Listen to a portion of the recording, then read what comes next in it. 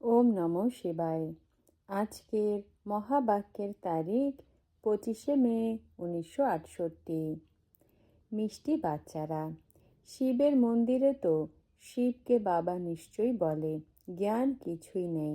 এখন তোমাদের তো জ্ঞান মিলেছে যে সে হলো শিব বাবা, তার এ হলো চিত্র। তারা তো লিঙ্গই মনে করে, কিন্তু বোঝে কিছুই না। লিঙ্গের ওপরে গিয়ে জল চড়ায়। ওম নমঃ শিবায়। যখন ওম শান্তি বলো তো বড় উল্লাসের সাথে বলে যে আমরা আত্মা হলাম শান্ত স্বরূপ। অর্থ কত সহজ। বাবাও বলবেন ওম শান্তি, দাদাও বলবে ওম শান্তি। তিনি বলেন আমি হলাম পরমাত্মা, আর এ বলে আমি হলাম আত্মা। তোমরা সবাই হলে তারা। সব তারাদের বাবাও তো চাই না। গায়ন করা হয় সূর্য, চাঁদ আর তারা। তোমরা বাচ্চারা হলে মোস্ট লাকি তারা। তাতেও নম্বর অনুযায়ী রয়েছে, যেমন রাতে চন্দ্রমা বের হয়। আবার তারাদের মধ্যেও কেউ ডাল, কেউ বড় তীব্র হয়, কেউ আবার চন্দ্রমার সামনে হয়। তারা, তাই না? তোমরাও হলে জ্ঞানের তারা, উজ্জ্বল ভ্রুকুটির মাঝে আজব তারা। বাবা বলেন এই তারারা তো বড়ই হলো ওয়ান্ডারফুল। এক তো অনেক ছোট বিন্দু, যা কারোরই জানা নেই। আত্মাই শরীর দ্বারা ভিন্ন ভিন্ন পার্ট প্লে করে। এ হলো বড়ই ওয়ান্ডারফুল। তো তোমরা বাচ্চাদেরও নম্বর অনুযায়ী হয়, কেউ কেমন, কেউ অন্য কেমন। বাবা তাদের বসে স্মরণ করেন যে তারারা ভালোভাবে জ্বলজ্বল করে। যারা অনেক সার্ভিস করে তাদের কারেন্ট মেলে। তোমাদের ব্যাটারি ভরতে থাকে তমপ্রধান থেকে শতপ্রধান হবার জন্য। সার্চ লাইট মেলে নাম্বার অনুযায়ী, পুরুষার্থ অনুসারে। বাবা বলেন যে আমার উদ্দেশ্যে সব কিছু ত্যাগ করে সার্ভিসে লেগে থাকে সে অনেকই প্রিয় হয়, হৃদয়েও চড়ে। বাবা হৃদয় হরণকারী, তাই না? দিলওয়ালা মন্দিরও রয়েছে। এখন দিলওয়ালা নাকি হৃদয় হরণ করার মন্দির? কার হৃদয় হরণ করে তোমরা দেখেছ না? প্রজাপিতা ব্রহ্মা বসে রয়েছে, নিশ্চয়ই তার মধ্যে শিব বাবার প্রবেশ হতা হয়। আর আবার তোমরা দেখো যে ওপরে স্বর্গের স্থাপনাও হয়, নিচে বসে রয়েছে তপস্যায়। এ তো ছোট মডেল রূপে বানিয়েছে। তো যারা অনেক ভালো সার্ভিস করে, অনেক সাহায্য করে, মহারথী, অশ্বারোহী, পদাতিক হয় না? এই মন্দির হলো স্মরণিকা, একদমই অ্যাকুরেট বানানো রয়েছে। তোমরা বলবে এ আমাদেরই স্মরণিকা। এখন তোমাদের কত আলোক প্রাপ্ত হয়, আর কারোরই জ্ঞানের তৃতীয় নেত্র নেই। ভক্তি মার্গে তো মানুষরা যা শোনে সত্য সত্য করতে থাকে, বাস্তবে হলো মিথ্যা, যা সত্য মনে করে।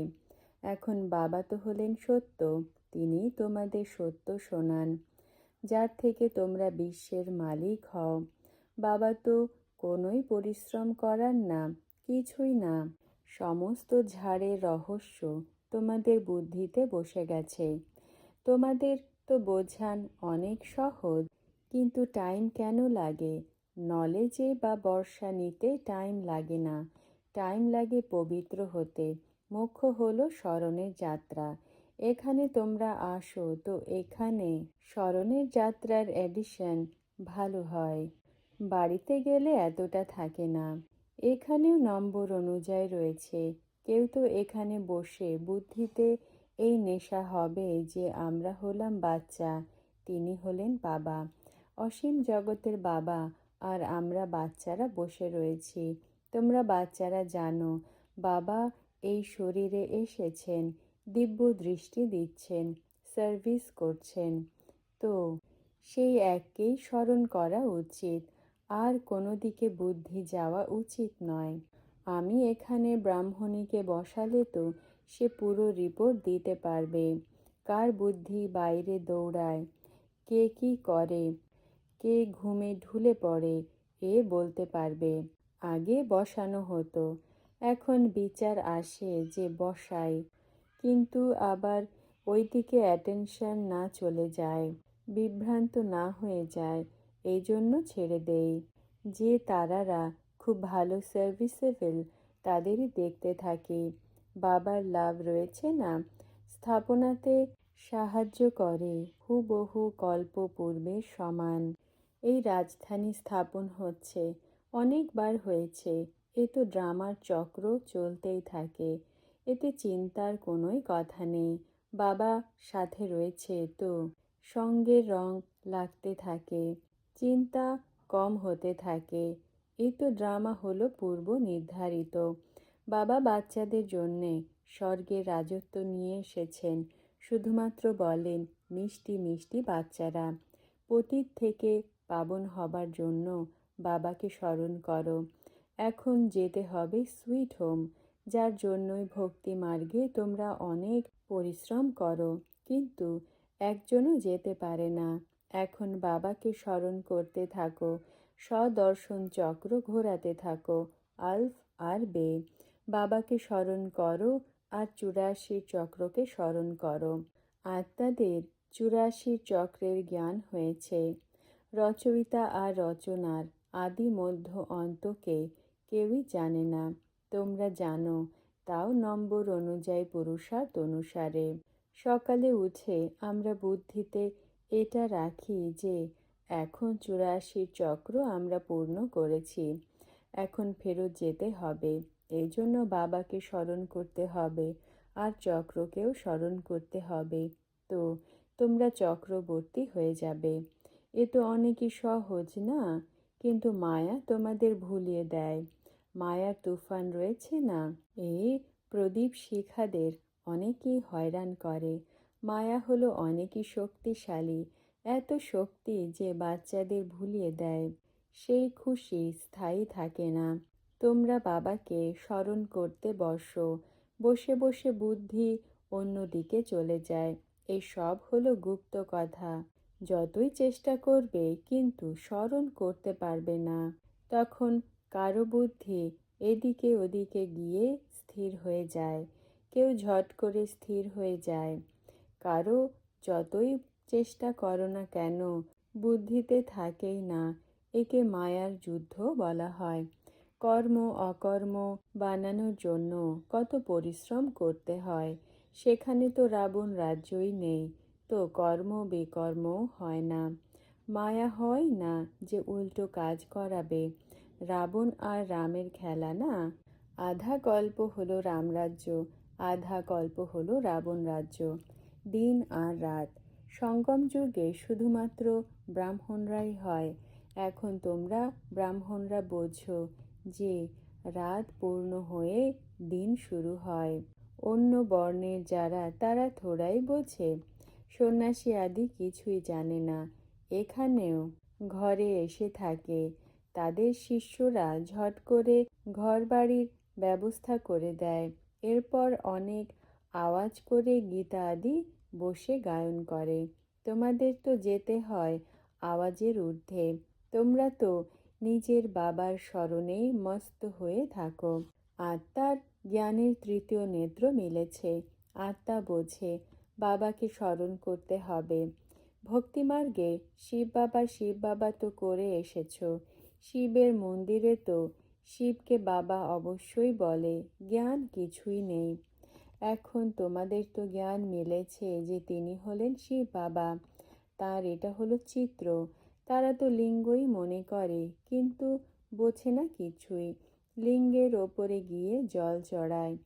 এখন বাবা তো হলেন নিরাকার, নিরাকারের ওপরে জল চড়াবে, সে কি করবে? সাকার হলে তো স্বীকার করবে, নিরাকারের ওপরে দুধ আদি চড়াবে।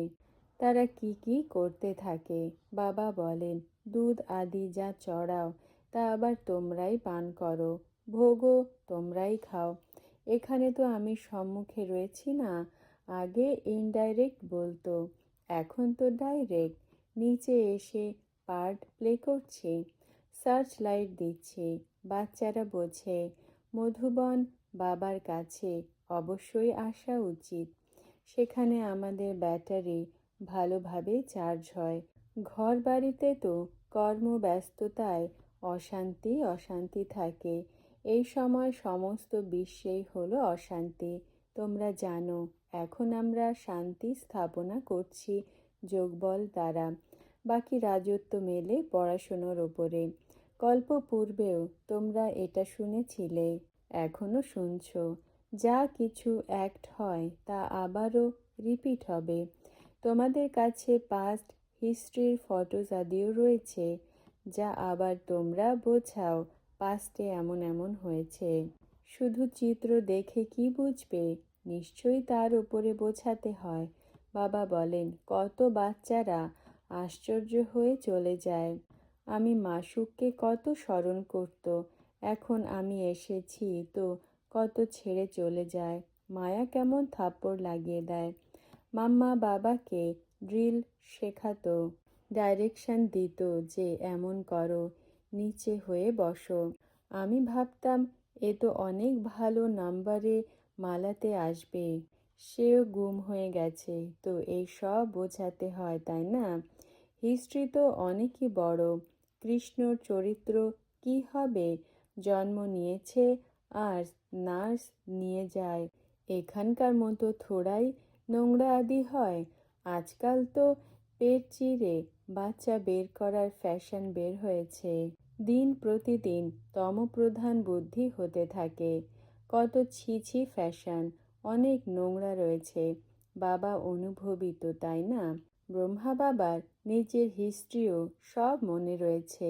ছেঁড়া টুপি, খালি পায়ে দৌড়াতে থাকতাম। মুসলমানরা অনেক ভালোবাসত, অনেক খাতির করত। মাস্টারের বাচ্চা এসেছে যেন গুরুর বাচ্চা এসেছে। বাজরার রুটি খাওয়াতো। এখানেও বাবা 15 দিনের প্রোগ্রাম দিয়েছিল বাজরার রুটি আর ছাঁচ খাওয়ার। আর কিছুই রান্না হতো না। যারা অসুস্থ তাদের সবার জন্যই এটাই হতো। কারো কিছুই হয়নি, বরং যারা অসুস্থ ছিল তারাও সুস্থ হয়ে গেল। দেখতো যে আসক্তি ছিন্ন হয়ে গেছে। এটা হওয়া উচিত নয় যে এটা চাই সেটা চাই। এখানে তো বাবা বলেন যে চাওয়ার থেকে মরা ভালো। বাবা নিজেই জানেন বাচ্চাদের কি দিতে হবে। যা কিছু দিতে হবে তা নিজেই দেবেন। এও ড্রামা হলো পূর্ব নির্মিত।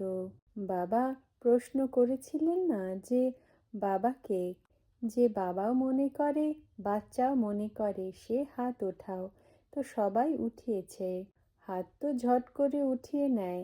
যেমন বাবা প্রশ্ন করে যে লক্ষ্মীনারায়ণ কে হবে, ঝট করে হাত উঠিয়ে দেবে। এই পারলৌকিক বাচ্চাও অবশ্য অ্যাড করে। এ তো বাবা মার কত সেবা করে। 21 জন্মের বর্ষা দিয়ে দেন। বাবা যখন বানপ্রস্থে যায় তো তখন বাচ্চাদের দায়িত্ব হলো বাবার দেখাশোনা করা। সে যেন সন্ন্যাসী হয়ে যায়। যেমন এই ব্রহ্মার লৌকিক বাবা ছিল।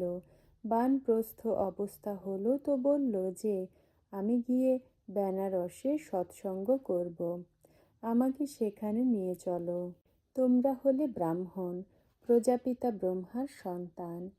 প্রজাপিতা ব্রহ্মা হল গ্রেট গ্রেট গ্র্যান্ডফাদার, সবার প্রথম পিতা, মনুষ্য সৃষ্টির প্রথম পিতা।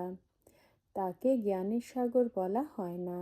না ব্রহ্মা বিষ্ণু শঙ্করও জ্ঞানের সাগর। জ্ঞানের সাগর হলো শিব বাবা।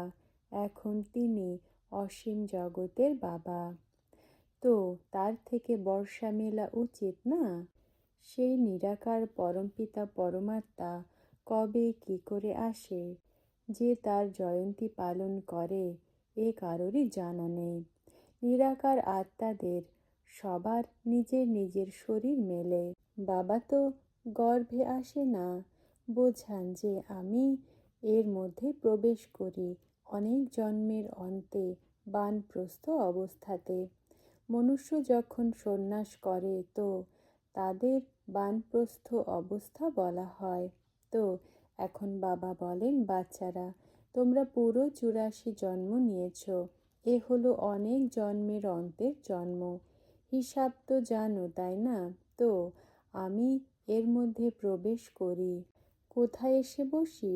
এর আত্মা যেখানে বসে রয়েছে তার পাশে এসে বসি। যেমন গুরুরা শিষ্যকে পাশে গদিতে বসায় না, এরও স্থান এখানে, আমারও এখানে। আমি বলি, হে আত্মারা, মামেকম স্মরণ করো তো পাপ নাশ হয়ে যাবে। মনুষ্য থেকে দেবতা হতে হবে। এ হলো রাজযোগ। ভক্তি মুর্দাবাদ, জ্ঞান জিন্দাবাদ হতে হবে। এই পুরনো দুনিয়ায় শেষ হতে হবে। নতুন দুনিয়ার জন্য নিশ্চয়ই রাজযোগ চাই। সত্যযুগ আদিতে হয় আদি সনাতন দেবী দেবতা ধর্ম। কলিযুগ অন্তে কি ছিল? অনেক অনেক ধর্ম। বাকি আদি সনাতন দেবী দেবতা নেই। বাবা বলেন, আমি এসেছি আদি সনাতন দেবী দেবতা ধর্মের স্থাপনা করতে, ফাউন্ডেশন লাগাতে। বাবা জানেন আধা কল্প তোমরা ভক্তি করেছ। গুরুরা তো অনেক অনেক রয়েছে, সদ্গুরু হলো এক, সেই হলো সত্য, বাকি তো সব হলো মিথ্যা। আদি সনাতন দেবী দেবতা ধর্ম সত্য ছিল না, বাবাই হলেন সত্য। এও বাচ্চাদের বোঝানো হয়। এক হয় রুদ্রমালা, অন্য হয় রুণ্ডমালা বিষ্ণুর। এর জন্য তোমরা পুরুষার্থ করছো। বাবাকে স্মরণ করো তো মালার দানা হয়ে যাবে। যে মালাকে ভক্তি মার্গে তোমরা সুমিরন করো, কিন্তু জানো না যে এ কার মালা, ওপরে ফুল কে, কার মালা ঘোরানো হয়। আবার মেরুদানা কি, কে এই দানা, বোঝে না কিছুই। এমনি রাম রাম করে মালা ঘোরায়, কিছুই বোঝে না। রাম রাম বলেই মনে করে সবই হলো রাম। সর্বব্যাপীর কথা হলো অন্ধকার। এর থেকে বের হতে হবে। মালার অর্থই জানে না। কেউ বলে দেয় 100 মালা ঘোরাও। বাবা তো হলেন অনুভবী, তাই না? 12 জন গুরু করেছে, শেষে আবার ডিসমিস করে দিয়েছে। 12 জনের অনুভব নিয়েছে। এমনও অনেক হয়, নিজের গুরু হয়েও আবার অন্যদের কাছে যায়, কিছু অনুভব মিলে যাবে। মালা আদি ঘোরায় একদমই হলো অন্ধশ্রদ্ধা। মালা পুরো করে আবার ফুলকে নমস্কার করে। শিব বাবা ফুল, তাই না? মালার দানা তোমরা অনন্য বাচ্চারা হও। তোমাদের আবার সুমিরন চলে। এদের কিছুই জানা নেই। তারা তো কেউ রাম রাম বলে, কেউ কৃষ্ণকে স্মরণ করে, অর্থ কিছুই নেই। শ্রীকৃষ্ণ শরণম বলে দেয়। এখন সে তো সত্যযুগের প্রিন্স ছিল, তার স্মরণ কি করে নেবে? স্মরণ তো নেওয়া হয় বাবার। তোমরাই পূজ্য, আবার পূজারি হও। 84 জন্ম নিয়ে পতিত হয়ে গেছ, তো শিব বাবাকে বলে, হে ফুল, আমাদেরও তোমার সমান ফুল বানাও। আচ্ছা, মিষ্টি মিষ্টি আত্মিক বাচ্চাদের আত্মিক বাবা বা দাদার স্মরণ স্নেহ গুড মর্নিং। আত্মিক বাচ্চাদেরকে আত্মিক বাবার নমস্কার। আজকের বরদান, সর্ব খাজানায় সম্পন্ন ভব। ব্যাখ্যা, সঙ্গম যুগ বাবার থেকে সর্বপ্রাপ্তি করার যুগ। তো চেক করো নিজের খাজানাকে, আর সময় থেকে আগে জমা করো। সময়ের খাজানাকে সদা নিজের প্রতি আর সর্বের কল্যাণের প্রতি লাগাতে থাকো, তো অন্য সব খাজানা স্বতই জমা হয়ে যাবে। ওম নমঃ শিবায়।